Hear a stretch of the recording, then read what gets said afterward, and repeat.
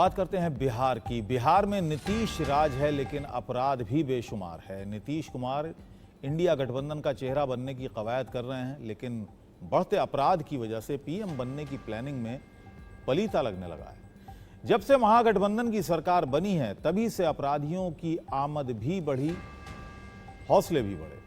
बिहार के हर जिले में अपराधियों का राज है। वहीं जब सवाल पूछो तो नीतीश कुमार से लेकर मंत्री, विधायक, छोटे से लेकर बड़े नेता बस एक ही राग अलाप रहे हैं। बिहार में बहार अभी भी है, बस बिहार को बदनाम किया जा रहा है। जबकि विपक्ष नीतीश कुमार पर वार कर रहा है और सलाह दे रहा है कि बिहार तो संभल नहीं रहा और प्रधानमंत्री का सपना देख रहे हैं। पहले एक रिपोर्ट आपको दिखाते हैं।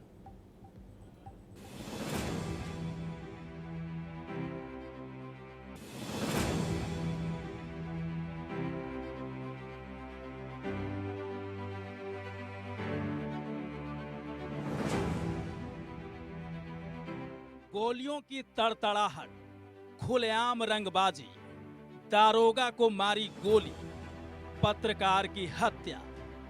बिहार में अपराध की ये ताबड़तोड़ झांकी है। नीतीश कुमार के सुशासन की धज्जियां उड़ रही हैं। बिहार में अपराध के बहार पर सवाल पूछो तो उल्टा आपसे ही सवाल होने लगते हैं। कहा जाता है कि बिहार को बस बदनाम करने की साजिश हो रही है। नहीं, देखिए, सवाल खड़े करने वाले हमारे विरोधी बीजेपी है और बीजेपी का ये तिलिस्म है, जब जब सत्ता से बाहर होती है तब लॉ एंड ऑर्डर पर सवाल खड़े करती है और कुछ गड़बड़ी कराने का भी प्रयास करती है। उसमें वो सफल नहीं होंगे। नीतीश तेजस्वी की सरकार में कानून का राज किसी भी कीमत पर स्थापित होगा। अपराधियों को पाताल से भी खोजकर उनको कड़ी सजा दी जाएगी।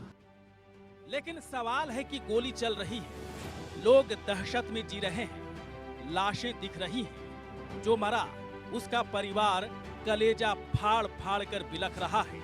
लेकिन बिहार के रखवाले कहते हैं ऐसे अपराध को रोकना बस से बाहर है। ये तर्क तो हद है भाई। वहीं बिहार के छोटे बाबू और भी ताब में दिखे। पत्रकारों के सवालों का पूरे उत्साह के साथ वो जवाब देते नजर आए। मैसेज भी दे दिया कि बिहार पर ज्ञानबाजी नहीं करें। साफ कह दिया बिहार से ज्यादा दिल्ली में अपराध है। छोटे बाबू के तेवर देख साफ लग रहा है कि राजनीति में नीतीश कुमार के साथ रहते रहते छोटे बाबू भी जैसे खूब चालाक हो गए। सुनिए जरा इन्हें भी। का काम ही है बिहार को बदनाम करना। बीजेपी ने बिहार को जितना बदनाम किया है शायद ही और किसी ने किया है, और ये सब चलने वाला है नहीं। अगर कोई क्या कहता है नहीं कहता, लेकिन क्राइम रिकॉर्ड के मामले में दिल्ली से ज्यादा क्राइम कहाँ है? जो देश की राजधानी है, जहाँ पीएम रहते हैं, जहाँ राष्ट्रपति हैं, एनसीआर में जो आप देखिएगा कितना ज्यादा, वहाँ जो एनसीआरबी के रिकॉर्ड में सबसे ज्यादा क्राइम अगर कहीं है तो दिल्ली में है। हत्या, किडनैपिंग, रेप, लूट तो दिल्ली में हो रहा है। सुशासन पर सवाल उठे तो नीतीश भी पत्रकारों के सवालों में फंसे। दिल्ली से पटना पहुंचते ही पहले इधर उधर की बातें करने लगे। पत्रकार के मर्डर पर सवाल पूछा गया तो जैसे चेहरा ही उतर गया। जवाब देने के साथ अगल बगल झांकने भी लगे। तेजस्वी यादव का चेहरा देख जवाब देते नजर आए, जैसे कह रहे हों दुख तो है लेकिन क्या करें। नीतीश बाबू के आव भाव देख कोई भी कह सकता है कि नीतीश बाबू आप इतने मजबूर क्यों दिख रहे हैं, अपराध आपके राज में राज क्यों कर रहा है। सुनिए क्या कह रहे हैं बिहार के लाचार सुशासन बाबू। दुख की बात हो तो दिख रहा है पुलिस कोई किसी के बारे में हुआ है। अभी एक न्यूज आया, तुरंत हमने अधिकारियों को कह दिया कि क्या हुआ है जी, इस तरह से हुआ, हमको बड़ा दुख हुआ। हम यहाँ आने के पहले देखे हैं न्यूज में, तो हमको लगा कि भाई कैसे किसी पत्रकार का हुआ। तो हमने तुरंत अधिकारियों को कहा इसको देखिए, और मुझे बहुत दुख हुआ कि कैसे किसी की हो गया। तो देख रहा है बिहार में बहार बा, ये जुमला अब बदल रहा है। तो सवाल है कि बिहार में अब का बा। अपराध देखकर साफ कहा जा सकता है बिहार में अब गोली मार बा, जंगल राज बा, सुशासन में दुशासन के भरमार बा। लेकिन नीतीश कुमार को प्रधानमंत्री बनने के मिशन पर जैसे काम ज्यादा हो रहा हो, नीतीश नाम का जप हो रहा हो। समय बताएगा कौन अगुआ बनेगा, वो तो बात की बात है, लेकिन देश की जनता चाहती है प्रधानमंत्री कोई बने तो नीतीश कुमार जी बने, देश की जनता चाहती। नीतीश के मंत्री वैसे नीतीश जाप कर रहे हैं तो कोई बुरा नहीं है, लेकिन जिस तेजी से, जिस बेखौफ से बिहार में अपराधियों का मनोबल बढ़ा है, विपक्ष तो सवाल पूछ रहा है कि नीतीश बाबू बिहार तो संभल नहीं रहा और चले प्रधानमंत्री बनने। नीतीश बाबू आपसे बिहार नहीं संभल रहा है, संभालिए, देश की चिंता छोड़ दीजिए। देश नरेंद्र मोदी के हाथ में और उनकी अगुवाई में सुरक्षित है। आप कृपा करके बिहार को ठीक करिए, खौफ का राज है। विपक्ष का नीतीश कुमार पर हमला सियासी हो सकता है, लेकिन तस्वीरें कैसे झुठला पाएंगे नीतीश बाबू? बात तो 100% सही है। तस्वीरें भयावह हैं, डरावनी है और बिहार पर बदनामी का धब्बा फिर से लग रहा है। जंगल राज की यादें ताजा हो रही हैं। फिर सवाल तो उठेगा ही कि एक राज्य तो संभल नहीं रहा, फिर देश संभालने का ख्वाब कैसे देख रहे हैं? इंडिया गठबंधन वाले भले ना पूछे, लेकिन अंदर अंदर पत्ता आपका साफ कर सकते हैं और तर्क भी देंगे। पहले बिहार ठीक कर लीजिए, फिर पीएम के बारे में सोचिएगा। Bureau report, India news. और अब सवाल है कि नीतीश के सुशासन पर सवाल क्यों उठ रहे हैं? महागठबंधन की सरकार आने के साथ ही सुशासन पर सवाल क्यों उठने लगे? इसकी खास वजह है। पहले आपको दिखाते हैं महागठबंधन से पहले के अपराध के आंकड़े। ऐसा नहीं है कि उस वक्त बिहार में क्राइम नहीं था। 2021 के डेटा पर गौर करें तो हत्या की 701 वारदातें, रेप के 365 केस सामने आए, वहीं डकैती के 53 मामले दर्ज हुए और अपहरण के 2551 मामले सामने आए। ये सारे आंकड़े सरकारी डेटा में दर्ज हैं।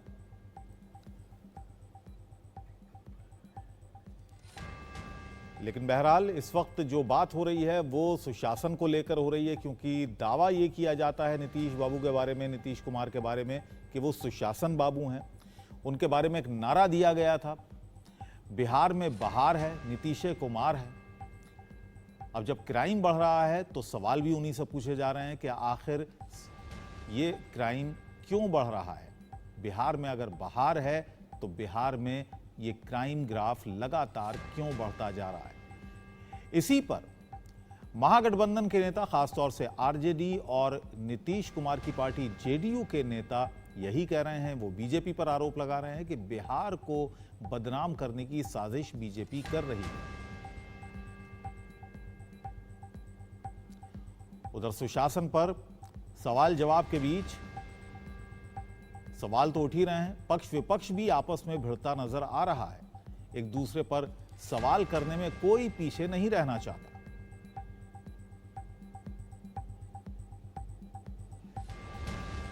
समस्तीपुर में जिस तरह पुलिस वाले को मारने का काम अपराधियों ने किया, यह अत्यंत दुर्भाग्य।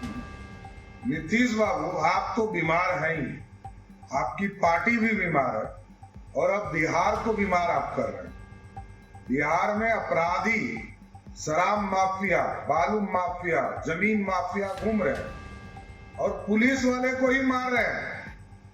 कैसे सुशासन चलेगा? सुशासन खत्म हो गया। नीतीश बाबू, आपको अब इस्तीफा देना चाहिए। समस्तीपुर की जो दुखद घटना है, स्थिति की गंभीरता को समझना चाहिए कि भैंस चोरी जैसा, जिसको कि सामान्य तौर पर प्रशासनिक पदाधिकारी देश के दूसरे राज्यों में अगर देखेंगे तो संवेदनशील भी नहीं होते हैं, लेकिन हमारे पुलिसकर्मी ने जान की बाजी लगा दिया और जान की बाजी लगा करके ये दुखद घटना हुई। प्रशासन उन तमाम अपराधियों को जल्द से जल्द कानून के जद में गिरफ्तार करेगा। अब भारतीय जनता पार्टी के पगड़ीधारी, जो डिग्रीधारी भी फर्जी, डिग्री भी फर्जी, उम्र भी फर्जी, तब बयान भी इनका फर्जी रहता है ना। बिहार में ये लॉ एंड ऑर्डर नहीं हो सकता है। व्यक्तिगत रंजिश के कारण किसी कभी कोई हत्या होती है और होती है तो उस पर कार्रवाई होती है और गिरफ्तारी होती है। यह कानून व्यवस्था नहीं है। कानून व्यवस्था तो मणिपुर में खराब है, जिस पर हम विस्तार से आप लोगों को बता चुके। लेकिन उस पत्रकार की हत्या हुई है, पहले उनकी भाई की भी हत्या हुई थी जो हमने अखबार में देखा है, और रंजिश के कारण हत्या हुई है। आज अखबार में जो हमने देखा है उससे लगता है कि पुलिस प्रशासन बहुत नजदीक है, और जैसा आप लोग ही बता रहे हैं कि 4 आदमी की गिरफ्तारी भी हो गई। तो इस तरह से हत्या होती है, घटना होती है, लेकिन उस पर त्वरित कार्रवाई होती है और गिरफ्तारी होती है। नीतीश बाबू, आपसे बिहार नहीं संभल रहा है, संभालिए, देश की चिंता छोड़ दीजिए। देश नरेंद्र मोदी के हाथ में और उनकी अगुवाई में सुरक्षित है। आप कृपा करके बिहार को ठीक करिए।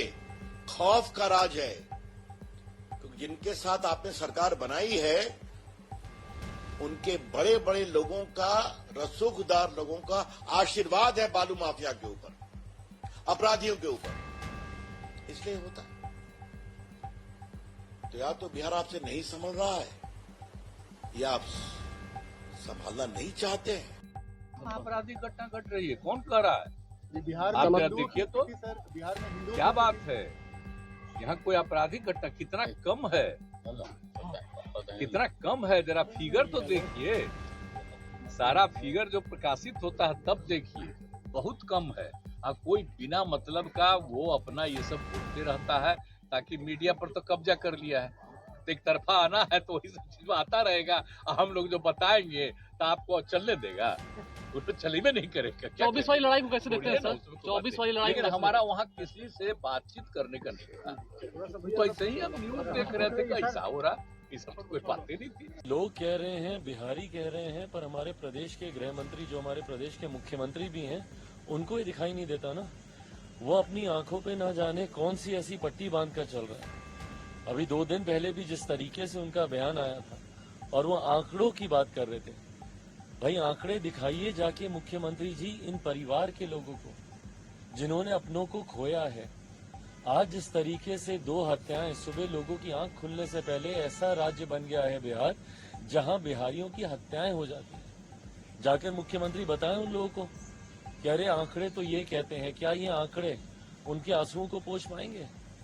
जो महिलाएं विधवा हुई हैं या जिनकी गोद सुनी हुई है या जिन्होंने अपने माता पिता को खोया है, क्या उनको मुख्यमंत्री जी के ये आंकड़े तसल्ली दे पाएंगे? और क्या एक बार भी मुख्यमंत्री नीतीश कुमार जी ने वहां जाना जरूरी समझा, किसी से बात करना जरूरी समझा? इनको इस बात की जानकारी भी है, गृह मंत्री होते हुए जो ये आंकड़े दर्शाते हैं, इनको इस बात की भी जानकारी है कि कितने ऐसे क्राइम्स हैं जो कि रिपोर्ट ही नहीं होते हैं बिहार में। ये तो अब जो पत्रकार, जो सामाजिक कार्यकर्ता सरकार की नीति का, इनके भ्रष्टाचार का मामला को उजागर करता है, उनको टारगेट बनाता है, और ये अपराधी को खुल करके सरकार का संरक्षण है। आज इसके कारण अपराधी का मनोबल बढ़ा हुआ है। कानून और व्यवस्था अपनी जगह पर है, उसके बारे में जो चिंता है, हमारी भी चिंता है। जो भी होता है उसकी हम निंदा करते हैं, लेकिन ये क्यों हो रहा है, इसको जब तक आप नहीं समझने की कोशिश कीजिएगा और उन कारणों को दूर करने की कोशिश नहीं कीजिएगा, तो ऐसे ही आप चिल्लाते रहिएगा, कानून व्यवस्था पार्ट 2 और पार्ट 4 और पार्ट 6 करते रहिएगा, कोई नतीजा निकलने वाला नहीं। देखिए, बिहार में अपराध चरम पर है। बिहार में जो जंगल राज था उसका पार्ट 2 से भी बढ़ कर के यह स्थिति आज बन गई है। यह पूरा का पूरा अराजक एक स्थिति बनी हुई है बिहार की, और बिहार की इस अराजक स्थिति के लिए पूर्ण रूपेण यहाँ के मुख्यमंत्री दोषी हैं। आप तो जंगल राज के खिलाफ सुशासन बाबू के नाम पर आए थे, और आपका सुशासन यही है कि हत्याएं हो रही है, लगातार हत्याएं हो रही है, लूट हो रहा है, आपके घर के बगल में हो रहा है। अब सवाल है कि नीतीश के सुशासन पर सवाल क्यों उठ रहे हैं? महागठबंधन की सरकार आने के साथ ही सुशासन पर सवाल क्यों उठने लगे? इसकी खास वजह है। पहले आपको दिखाते हैं महागठबंधन से पहले के अपराध के आंकड़े। ऐसा नहीं है कि उस वक्त बिहार में क्राइम नहीं था। 2021 के डेटा पर गौर करें तो हत्या की 701 वारदातें हुई, रेप के 365 केस सामने आए, वहीं डकैती के 53 मामले दर्ज हुए और अपहरण के 2551 मामले सामने आए, और ये सारे आंकड़े सरकारी डेटा में दर्ज हैं।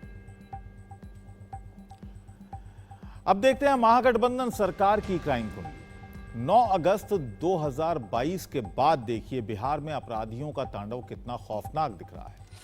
कुल अपराधों की संख्या 4448 तक हो चुकी है, जिसमें हत्या के मामले 2070, रेप 345, अपहरण के 144, लूटपाट के 541, गोलीबारी के 258, चोरी के 599, हमले के 132 और रंगदारी के 59 मामले सामने आए।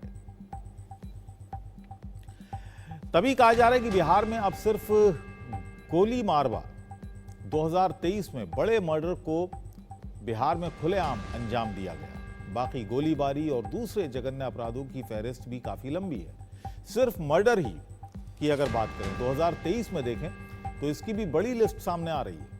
बेगूसराय में एक रिटायर्ड शिक्षक का मर्डर हुआ, अररिया में पत्रकार की हत्या हुई, समस्तीपुर में दरोगा का मर्डर हुआ, पटना में नर्स को खुलेआम चाकू से गोदा, मुंगेर में आईटीसी कर्मी की हत्या हुई, पटना में गल्ला व्यवसायी का मर्डर हुआ, गोपालगंज में किन्नर प्रिया की हत्या हुई, मुजफ्फरपुर में प्रॉपर्टी डीलर आशुतोष शाही की हत्या हुई, पटना में ही युवक की हत्या के बाद उसकी आंखें फोड़ दी, खगड़िया में महिला की हत्या हुई, प्राइवेट पार्ट काटा, सारण में पूर्व मुखिया पति का मर्डर हुआ, मधेपुरा में मुखिया की दिन दहाड़े हत्या हो गई। तो ये वो मर्डर केस हैं जो बड़े मर्डर केस सामने आए।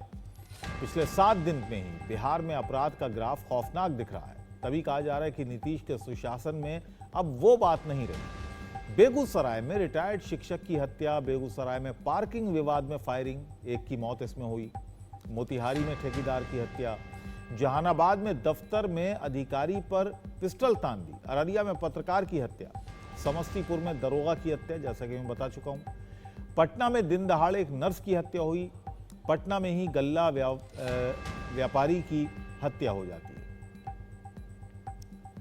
तो ये तमाम केसेस हैं। अब आपको दिखाते हैं बिहार में गवाही देने वालों की भी खैर नहीं है। ऐसी बहुत सारी हत्याएं हुई जो कानून के मामलों से जुड़ी हुई थी और इसकी बानगी 3 बड़ी वारदात से सामने आई। आपको दिखाते हैं वो हत्याएं जो गवाही को लेकर हुई।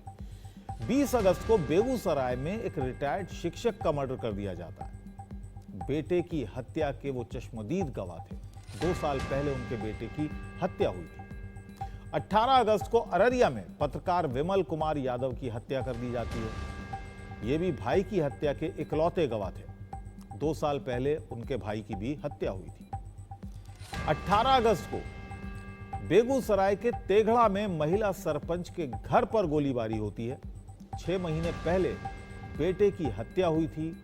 मुकदमा वापस लेने की इन्हें धमकियां मिल रही थी। मतलब साफ है, बिहार के सुशासन पर तभी बड़े बड़े सवाल उठ रहे हैं।